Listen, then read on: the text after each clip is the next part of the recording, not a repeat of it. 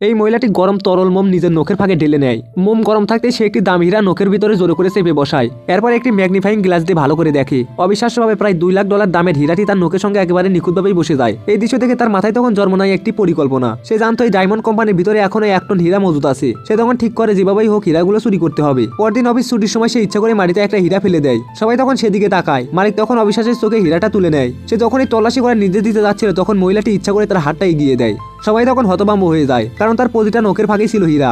এতে সবাই নিশ্চিত হয়ে যায় যে চোর ধরা পড়েছে। তখন কর্মচারীরা এসে তাকে ধরে ফেলে, কিন্তু কেউই জানতো না এই পুরো ঘটনাটাই ছিল একটা অভিনয়। এই সময় কোম্পানির ভিতরে ঢুকে পড়ে একজন 70 বছরের বৃদ্ধ। সে আগে হিসাব করে রেখেছিল যে কোন সময়টায় সিসিটিভি ক্যামেরা ঘোরে। ঠিক সেই মুহূর্তে সে তখন নিজের সমস্ত শক্তি দিয়ে পরিচ্ছন্নতার গাড়ি ঠেলে দৌড়াতে শুরু করে ভল্টের দরজার দিকে। কষ্ট করে দরজার সামনে পৌঁছাতেই ক্যামেরা আবার ঘুরতে শুরু করে, কিন্তু সেই সময় নিরাপত্তা রক্ষী ব্যস্ত ছিল চুপি চুপি নাস্তা খেতে। শেষ 1 সেকেন্ডে বৃদ্ধ লোকটি তখন সঠিক ভোল্ট কোডটি ইনপুট করে ফেলে, আর দরজা খুলতে তার চোখের সামনে ভেসে ওঠে অগণিত হীরার পাহাড়। সময় নষ্ট না করে সে তখন দ্রুত 1 টন হীরা সরিয়ে ফেলে। কিন্তু ঠিক যখন সে পালিয়ে যাওয়ার প্রস্তুতি নিচ্ছে, ঠিক তখনই হঠাৎ করে তার সামনে এসে দাঁড়ায় একজন নিরাপত্তা রক্ষী।